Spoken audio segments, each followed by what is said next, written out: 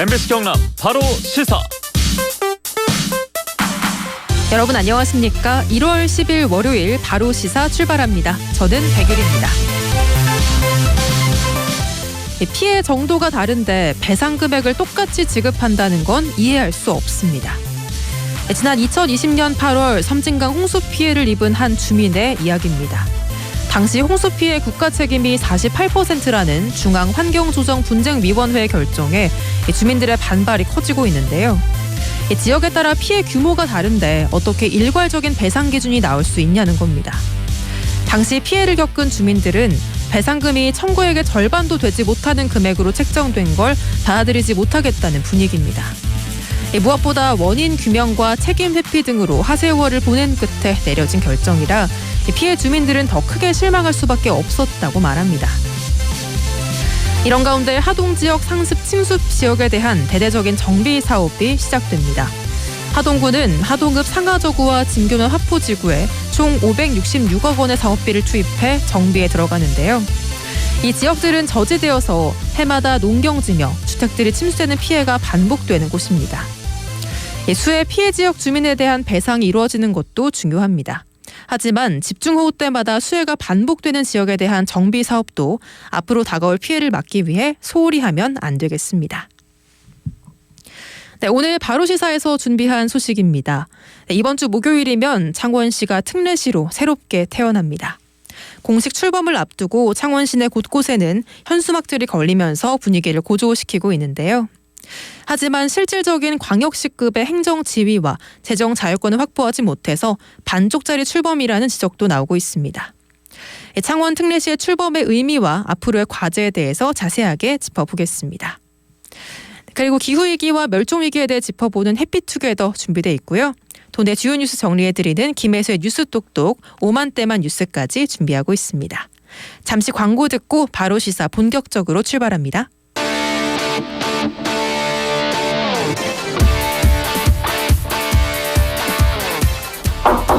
김혜수의 뉴스 똑똑. 오늘 도내 뉴스를 정리해드리는 시간이죠. 경남 도민일보 김혜수 기자 연결돼 있습니다. 안녕하세요. 네, 안녕하세요. 네, 오늘은 어떤 소식 들어와 있나요? 네, 코로나19 장기화로 어려움을 겪는 소상공인들을 위한 착한 임대인 운동이 경남에서 활발하게 이루어지고 있습니다. 경남도는 지난해 1월부터 9월까지 임대인 1,596명이 임대료의 일부 또는 전액을 면제하는 착한 임대인 운동에 동참했다고 밝혔는데요. 인하 금액은 무려 총 54억 4,100만 원으로 2,288개의 점포가 도움을 받았습니다. 특히 경남에서 착한 임대인 운동이 가장 활발하게 이뤄진 지역은 창원시였는데요. 임대인 440명이 737개 점포, 임대료 13억 6,500만 원을 감면했다고 합니다. 도는 참여 임대인에게 최대 75%의 이 지방세를 감면하는 등 자발적인 참여를 유도하고 있고요. 임대료를 3개월 이상 인하하는 임대인에게는 이 건축물 재산세를 10에서 75%까지 감면해주고 있습니다. 네, 코로나19가 장기화되면서 경제적인 어려움을 겪는 분들 참 많은데요. 이렇게 서로가 서로의 고통을 분담하는 착한 임대인 운동에 더 많은 분들이 동참할 수 있기를 바라보겠습니다. 네, 다음 소식은요. 네, 지난해 11월 단계적 일상 회복 이후 이 코로나19 확산세가 급격하게 증가했는데요. 지난 주말 하루 확진자가 40일 만에 최저치를 보였습니다. 지난 7일부터 9일까지 발생한 하루 신규 확진자는 92명, 107명, 77명이었습니다. 특히 지난 9일 77명은 하루 확진자가 53명이 발생했었던 지난해 11월 29일 이후 가장 낮은 수치였는데요.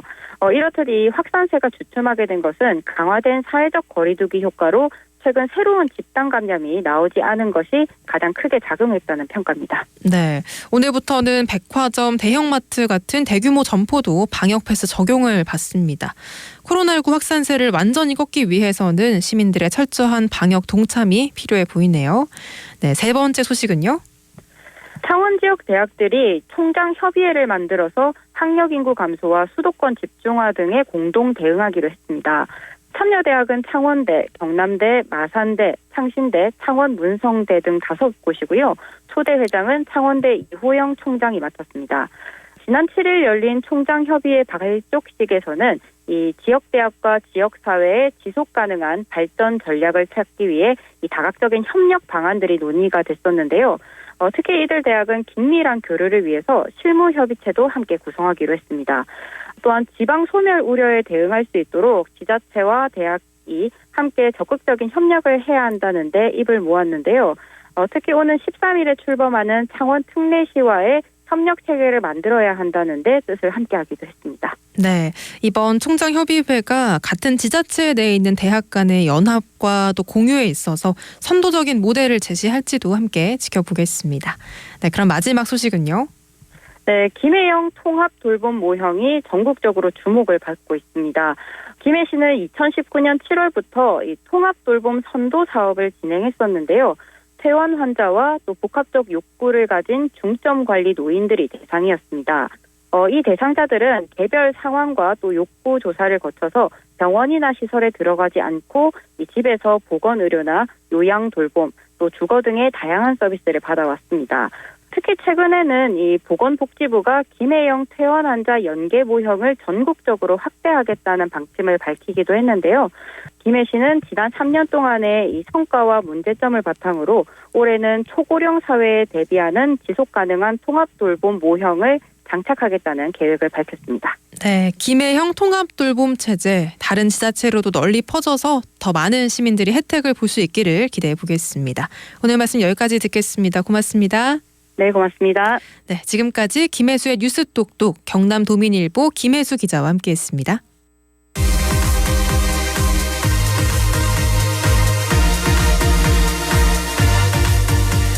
오는 13일 창원시가 특례시로 새롭게 출범합니다. 1987년 헌법 개정으로 지방자치제가 부활한 지 35년 만인데요. 특례시는 기초자치단체 가운데 광역시급의 인구 규모를 가진 대도시를 다른 기초단체와 별도로 구분하기 위해서 만든 행정 명칭입니다. 창원은 특례시가 되면서 광역시에 버금가는 도시 경쟁력을 갖게 됐고 더불어 시민들의 복지 혜택도 늘어나게 되는데요. 무엇보다 중앙정부가 아닌 시 주도로 지역 정책을 수립할 수 있는 기회가 만들어진다는 점에서 그 의미가 큽니다. 하지만 특례시 출범을 계기로 추가 확보된 특례 권한이 전무해서 어떤 성과를 거둘 수 있을지 미지수란 지적도 나오고 있는데요. 오늘은 창원시의회 김종대 의원 연결해서 자세한 이야기 들어보겠습니다. 의원님 안녕하십니까? 네, 안녕하십니까. 김종대 의원입니다. 네, 반갑습니다. 반갑습니다. 네, 반갑습니다. 네, 이번 주 목요일에 창원시가 특례시라는 새 이름을 갖게 되죠. 이 특례시 출범이 가지는 의미부터 한번 짚어주실까요? 예, 참 역사적인 일인데요. 이번 창원시 특례시가 출범하게 되면 창원시는 그 행정행위를 함에 있어서 중앙정부로부터 광역시급 위상에 준하는 그 사무위임과 권한을 이양받습니다. 그렇게 되면 세계 통합시에 따른 광역 행정 수요를 다 수용할 수 있고 그리고 또 지역 균형 발전과 주민들의 삶의 질에 원활한 행정 서비스를 제공할 수 있게 되는 다른 어떤 기초지자체와 차별되는 법적 시기를 가지기 때문에 대한민국의 지방자치제의 그 발전과 우리 창원시의 발전에 큰 계기가 될 수 있을 것 같습니다. 네, 특례시가 되면서 받게 되는 권한이라고 하면은 어떤 것들이 있을까요? 예, 그게 상당히 많이 있는데, 네. 우리가 13일부터 이제 특례시가 된다 하더라도 우리가 바라는 특례시의 완벽한 그 권한 이양이 아직 덜 돼 있고 제도적으로 마련돼 있지 않은 것이 문제가 있습니다.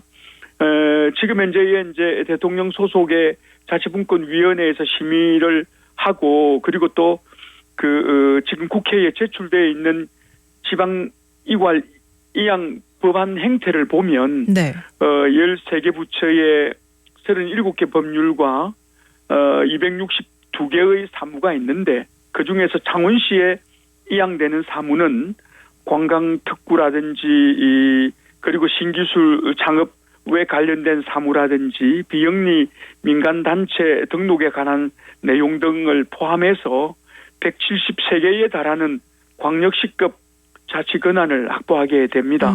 네. 그것뿐만 아니고 이제 진해항 관리권이라든지 지역 산업 육성과 지원, 그리고 광역 교통 관리 사무라든지 물류단지 개발, 교육기관의 설립 등에 관련된 그런 그 사무들이 개정이 이제 되게 되면 이에 따라서 중앙정부가 갖고 있던 권한들을 우리가 이양받아 가지고 네.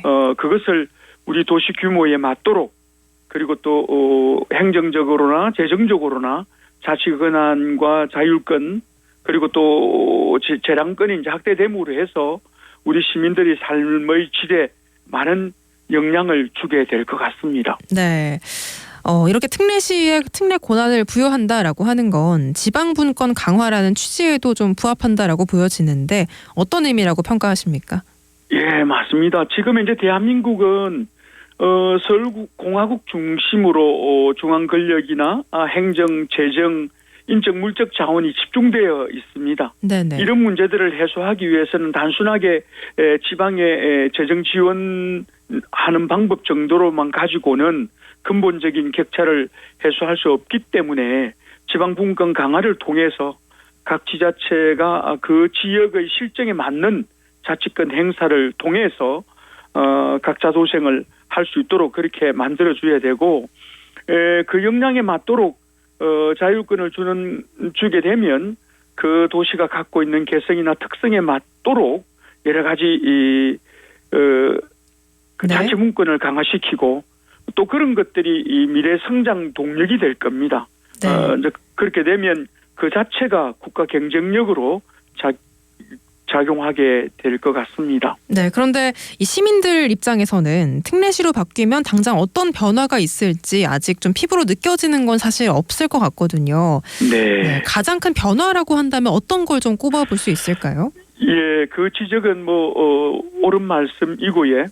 그럼에도 불구하고 크게 두 가지 변화가 있을 겁니다. 하나는 행정 기능의 권한 확대이고, 또 하나는 복지 부분에 있어서 혜택이 확대될 겁니다. 네. 건축허가라든지 소방 업무 교부세가 정액이 되면서 인건비가 100억 이상이 지원된다든지, 그린벨트라든지 농지 택지 개발 업무 등에 관련돼서 권한이 생기게 되고, 특히나 대표적으로 우리 이 마산 진해 신항 이런 세 개 항만을 가지고 있는 항구 도시임에도 불구하고 항만 자주권을 행사할 수가 없었습니다. 네. 그래서 만약에 이게 이제 특례시가 되어서 법이 개정이 되어지게 되면 진해의 관리권이 이양이 되면서 2040년도까지 15조의 그 투입되는 국책 사업이라든지, 그리고 또 28조 4천억에 관계되는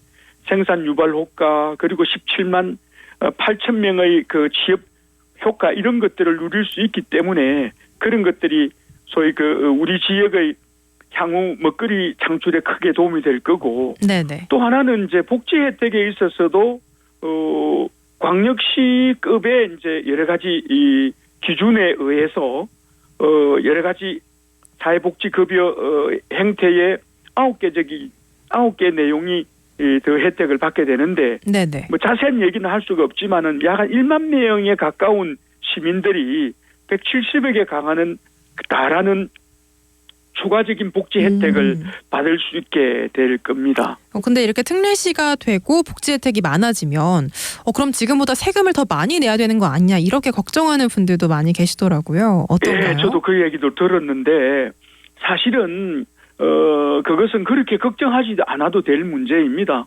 복지급여 수혜자가 늘어나면 복지 예산이 증가되고 그에 따라서 국비 지원이 자연스럽게 늘어나게 됩니다.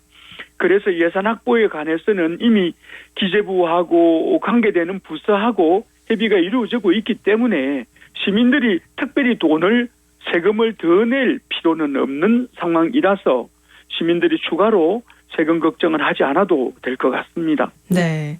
이렇게 특례시 출범의 의미가 큰 거는 맞지만 사실 관련 법령을 재개정하는 절차가 아직은 진행 중이잖아요. 옳은 말씀입니다. 네. 그렇다 보니까 법 개정이 좀 중요한 상황일 것 같은데 어떻게 보십니까? 예, 지금 현재 그런 것들이 진행되고 있는 상황인데 지방자치법 제198조 2항에 따르면 관계되는 법률에 의해서 특례항을 둘 수 있게 되고 그 특례에 따른 그 특례시 직위를 얻게 되면 실질적인 역할과 권한을 확보하게 되고 그리고 또 이제 그런 것들에 대한 관련 법령들이 필연적으로 요구될 겁니다. 그런데 지금 현재 진행되기 확실히 확정되지 않아서 걱정이 되긴 하지만은 네네. 만약에 그런 것들이 법으로 그 기본 법이 만들어졌기 때문에 그런 것들이 진행이 되는 데는 큰 시간은 약간 소요가 될 거지만 큰 어려움 없이 진행되지 않을까 그렇게 판단하고 있습니다. 네. 그런데 오는 3월에 있을 그 대선 전까지 사실 국회가 개점 휴업 상태나 마찬가지여서 이런 논의가 좀 잘 이루어질 수 있을지 걱정도 되긴 하네요. 맞습니다. 그것도 걱정인데 사실은 이제 지난 1년간 법이 만들어지고 난 다음에 시행령에 관계되는 내용들을 쭉 우리가 손을 보고 있었습니다. 그래서 그 특례 권한 확보를 위해서는 국회와 정부 그리고 또 거기에 관계되는 대통령 소속의 자치분권위원회 등 이런 많은 그 곳에서 이런 부분에 대한 입법 활동을 계속 추진하고 있습니다.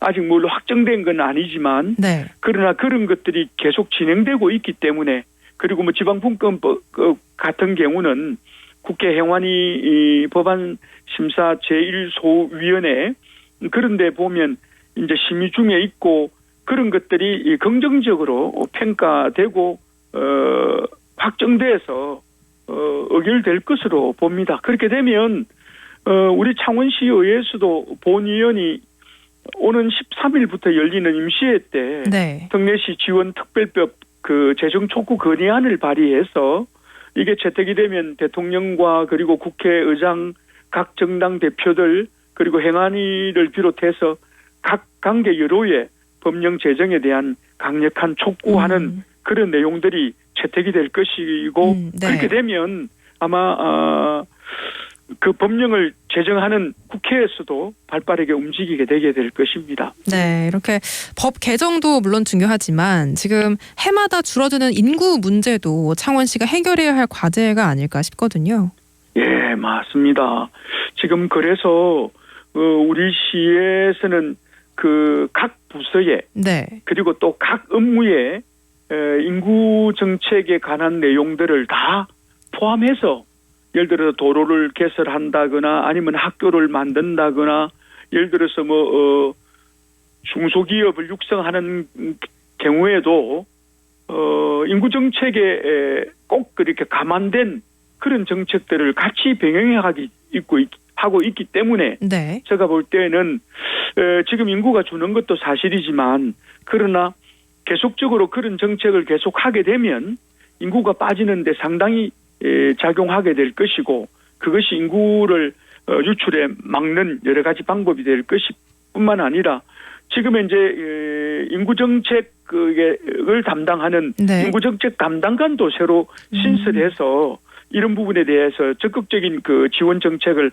만들 것이기 때문에 아마 그런 부분에서는 우리가 기대가 많이 되는 상황입니다. 네, 이 창원 특례시가 이제 이름만 특례시가 아니라 실효성 있는 어떤 알맹이를 채워 나가는 게 참 중요해 보이는데, 그럼 마지막으로 앞으로 창원시와 시의회 역할을 어떻게 해나가실 계획이신지 한번 마지막으로 간단하게 들어보겠습니다. 예, 사실은 이 특례시는 대한민국의 역사상 그 최초로 진행되는 새로운 행정체계입니다. 그래서 창원 특례시는 한국의 지방자치제의 새로운 어떤 변화의 중심이 될 것이고 그 변화에 우리 창원시의 그 자치분권이 강화되면서 지역균형 발전과 시민들의 삶의 풍적이 한층 높아지게 되고 시민들의 행복도가 높아질 겁니다. 그것을 통해서 대한민국의 미래 발전에 크게 기여할 것이고 그리고 또 그것이 잘 되게 되면 우리 창원의 미래 발전도 매우 밝아질 것이기 때문에 우리 시민들의 힘을 모아야 할 때가 아닌가 싶습니다. 네, 정말 우리 시민들의 삶의 변화를 가져오는 그런 내실 있는 특례시가 되기를 함께 기대해 보겠습니다. 오늘 말씀 잘 들었습니다. 네, 고맙습니다. 네, 지금까지 창원시의회 김종대 의원과 함께했습니다. 네, 바로 시사 함께하고 계신 지금 시각이 6시 32분 지나고 있습니다. 이 시각 교통 상황 이어서 들어볼게요. 이영지 리포터 연결돼 있습니다. 청년의 미래를 책임지는 60년 전통의 마산대학교 협찬 교통정보입니다. 먼저 창원입니다. 진해구 가는 길 안민터널 이전부터 속도를 줄이고요. 또 진해대로는 경화역에서 진해경찰서 방향으로 역시 속도 줄여서 지나고 있습니다.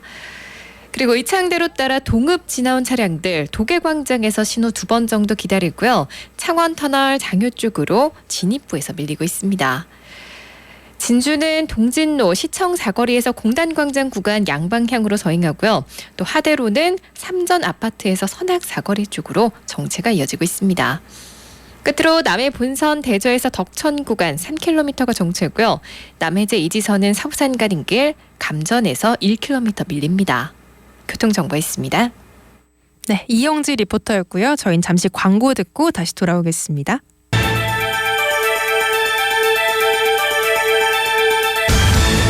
경남에서 코로나19 관련 사망자가 100명을 넘었습니다.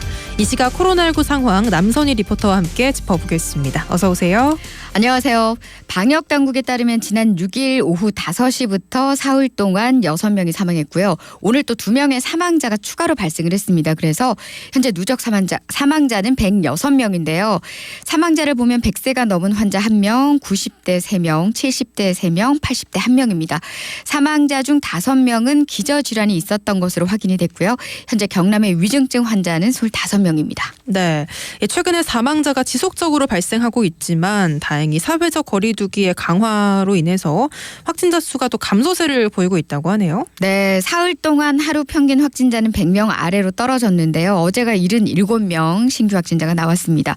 하지만 집단 감염 확진자는 계속 발생하고 있습니다. 어제 보더라도 거제 목욕탕 관련해서 2명, 김해 요양병원 3명, 창원 사업장 관련 1명입니다. 네, 그럼 오늘 경남도 내 신규 확진자 수도 한번 짚어주세요. 오늘 오전에 48명, 오후에 42명으로 어제보다 23명이 늘었습니다. 총 90명의 신규 확진자가 발생했는데요. 지역별로 보면 11개 시군에서 확진자가 나왔습니다. 그중에서 창원이 35명으로 가장 많고요. 뒤를 이어서 김해 13명, 양산 12명 순으로 나타나고 있습니다. 현재 입원 치료는 1,291명이고요. 경남도 내 누적 확진자는 21,856명입니다. 네, 또 경남도 내 오미크론 변이 바이러스 신규 확진자 수도 늘었다고 하네요. 네, 1월 3일부터 9일까지 추가 확진자가 17명이 나왔습니다. 변이 바이러스 누적 확진자 모두 이제 40명이 됐고요. 오미크론 변이 확진자는 좀 빠르게 늘고 있기 때문에 개인 방역에 좀 더 신경을 써야겠습니다. 경남의 병상 가동률은 현재 48.9%이고요. 도내 재택 치료자는 592명입니다. 위중증 환자가 전국적으로 줄어들고 있어서 중환자실 병상 가동률은 전국적으로 보면 수도권이나 비수도권에서 모두 50%대로 떨어지고 있습니다. 네, 그나마 다행인 소식이 하나 들어와 있네요. 네. 근데 여전히 소규모 집단 감염의 여파로 자가 격리 중에 확진되는 사례도 늘고 있고 또 가족이나 지인, 직장 동료 사이처럼 도내 확진자의 접촉자가 많다고 하네요. 맞습니다. 오늘도 90명 중에 53명이 가족과 지인 또 직장 동료에 의한 확진이고요. 또 9명은 부산, 충남 등 타 지역 확진자와 또 접촉을 했습니다. 가까운 사이라 할지라도 함께 있는 공간에서는 마스크 쓰기 꼭 지켜주시기 바랍니다. 또 8명은 미국과 영국, 싱가포르에서 입국한 해외 유입 사례입니다. 나머지 1명은 거제 종교시설 관련으로 분류돼 자가격리 중이었는데요. 양성 판정 받았습니다. 이로써 거제 소재 종교시설 관련한 누적 확진자도 총 38명이 됐고요. 또 지난 9일 확진된 1명이 감염 경로를 심층 추적한 끝에 창원 소재 사업장 관련 확진으로 경로가 변경됐습니다. 창원 소재 사업장은 총 27명입니다. 오늘도 감염 경로 알 수 없는 확진자 19명입니다. 네, 코로나19로 어려움을 겪고 있는 시민들을 대상으로 진주시에서 제6차 지역경제 활성화 사업을 진행하고 있다고 하네요. 맞습니다. 진주시는 지난 2020년 3월부터 지난해까지 모두 5차례에 걸쳐서 1,853억 원 규모의 지역경제 긴급지원 대책을 지원했는데요. 이번 6차 지역경제 활성화 사업은 총 263억 원을 투입할 예정이고요. 이제 정부의 재난지원금이 상대적으로 적거나 사각지대에 놓인 2차 피해 업종에 대한 보완적 차원으로 진주시 자체적으로 추가 지원하는 사업입니다. 네, 오늘 소식은 여기까지 듣겠습니다. 고맙습니다. 고맙습니다. 네, 남선희 리포터와 함께했습니다.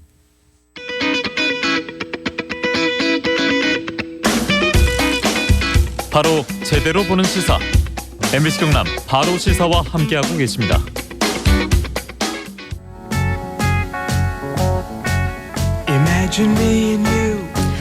최근 광릉숲 봉선사천에서 어린 수달 2마리가 교량 아래와 하천 얼음구멍에서 활동하는 모습이 포착됐습니다.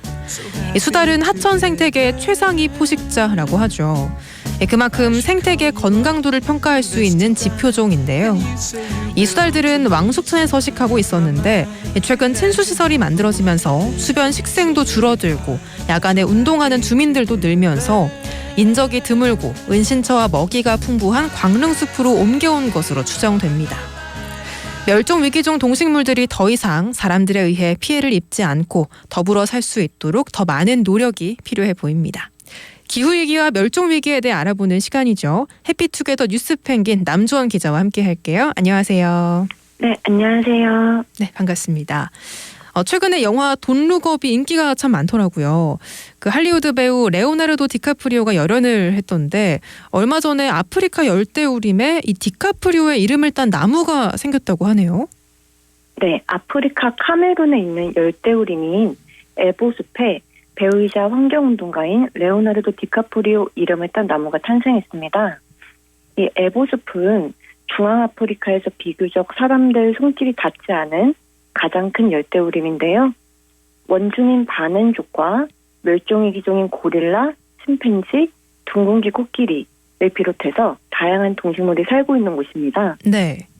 국제적으로 이제 중요한 식물 연구 교육기관인 영국 큐 왕립식물원에 따르면 올해 처음으로 명명된 식물종 가운데 하나인 에보숲 열대나무에 디카프리오 이름이 붙게 됐는데요. 종식별과 명명을 담당하는 식물원 연구진은 이 나무에 우바리옵시스 디카프리오라는 이름을 붙였습니다. 네, 우바리옵시스 디카프리오. 이름이 조금 어렵긴 하지만 그래도 우리에게 잘 알려진 배우 이름이 들어가서 그런지 좀 친숙하게 느껴지기도 하네요. 아까 이 나무는 원래 이름이 없었다고 하셨잖아요. 그만큼 이 나무의 존재를 아는 사람도 극히 드물었을 것 같은데 어떤 나무인가요? 우바리옵시스 디카프리오는 세계에서 멸종위기종이 가장 많이 서식하는 지역 중에 하나인 이 카메룬 에보숲에만 서식하는 고유종인데요. 일랑일랑과에 속하는 작은 열대 상록수로 높이는 4m 정도 되고요. 줄기에서 광택이 나는 노란 꽃이 핀다고 합니다. 이 나무는 숲 일부분에서만 발견이 되고요. 심각한 멸종위기에 처해 있다고 합니다. 멸종위기 종이었네요.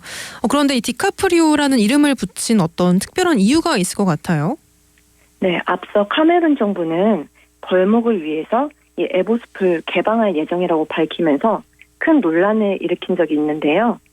과학자와 환경단체, 전문가들은 카메룬 정부에게 멸종위기 동식물 관련 문서와 서한을 전달했습니다. 이러한 사실들이 이제 SNS 팔로워 수백만 명을 거느린 영화배우 디카프리오에 의해서 세상에 널리 알려지게 된 거죠. 네. 이후에 에보숲 벌목 방지 캠페인은 추진력을 얻었고 결국 카메룬 정부는 벌목 허용 계획을 취소했습니다. 또 그런 사연이 있었네요. 이런 게 바로 스타들의 선한 영향력이 어떤 좋은 예가 될 것 같은데 에보숲을 지키는 일에 디카프리오가 큰 힘을 실어준 거네요. 네, 그렇죠. 이 큐 왕립식물원 연구진은 벌목에서 열대우림을 구하는데 도움을 준 배우에게 경의를 표하고 싶다면서 디카프리오는 에보숲 벌목을 막는데 결정적인 역할을 했다라고 말했습니다. 네, 아직도 정말 세계 곳곳에 우리가 알지 못하는 수천 수백만 종의 다양한 생물들이 존재하고 있는데 이렇게 이름을 갖는다는 게 얼마나 중요한지 새삼 그 중요성을 다시 한번 실감을 하게 됩니다. 특히 많은 동식물들의 그런 서식지가 인간들에 의해서 빠르게 파괴되고 있는 지금 아마 더 중요하지 않을까 싶네요. 네, 맞습니다. 연구진에 따르면 어떠한 종에 학명이 붙기 전까지는 멸종위기에 대한 평가가 거의 불가하고요. 멸종으로부터 그만큼 보호하기가 매우 어렵다고 합니다. 이름을 지정하는 행위는 어떤 대상이 지구상에서 사라지기 전에 보호할 수 있는 마지막 기회인 셈인 거죠. 네. 또 이거와 관련해서 배우 디카프리오 씨가 최근 영화 관련 기자회견에서 이렇게 기후위기를 좀 등한시하는 사회를 향해서 전 세계적인 변화를 촉구하는 메시지를 던지기도 했습니다. 어떤 내용이었나요? 네, 얼마 전 미국 뉴욕에서는 최근 개봉한 넷플릭스 영화 Don't Look Up 기자회견이 있었는데요. 기후위기 문제 해결과 관련해서 디카프리오는 이는 인류 문명 역사에서 가장 중요한 문제라면서 바닥에서부터 천장까지 모든 것에서 완전한 변화가 필요하다라고 말했습니다. 디카프리오는 미국 캘리포니아에 발생한 대형 산불을 언급하기도 했는데요. 우리는 앞으로 발생할 문제들에 대해 순전한 진실과 맞닥뜨렸다고 말했고요. 이제는 정말 우리 즉 인간이 제 시간에 행동하도록 의식을 진화해야 할 때라고 강조를 했습니다. 네. 영화 돈룩업에는 디카프리오를 비롯해서 제니퍼 로렌스, 메릴 스트립, 케이트 블란쳇 등 유명한 배우들이 제거 출연을 하는데요. 기후위기 해결을 등한시하는 정치권 등을 풍자하기 위해서 혜성이 지구에 떨어지는 상황에서 과연 사람들이 어떻게 행동할지를 가정한 블랙 코미디 영화입니다. 네, 저도 아직까지 보지는 못했는데 이 영화 제목 Don't Look Up, 그러니까 올려다보지 마라 이런 뜻이잖아요. 이게 기후위기와 관련해서 제목 속에 어떤 다양한 의미가 내포되어 있지 않을까 싶네요. 네, 그렇습니다. 이 디카프리오가 기자회견에서 한 얘기들을 보면 그가 왜 이 영화에 출연하게 됐는지 생각을 해볼 수 있는데요. 디카프리오는 기후위기 영향은 앞으로도 더 뚜렷해지고 현실로 다가오며 이는 우리가 되돌릴 수 없다. 그래서 나는 낙관적이지 않게 됐다. 우리가 현재 세상에서 보고 있는 재앙들은 더 나아지지 않고 심해지기만 할 것이라고 강조를 했습니다. 네, 사실 디카프리오는 그동안 환경운동을 좀 활발하게 해온 그런 배우였죠.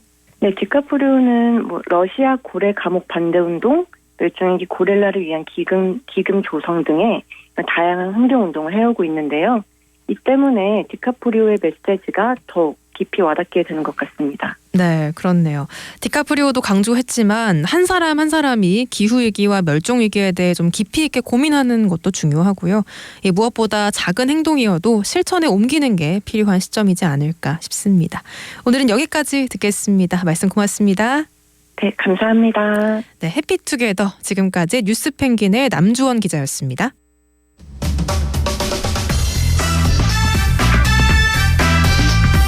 오만때만 뉴스.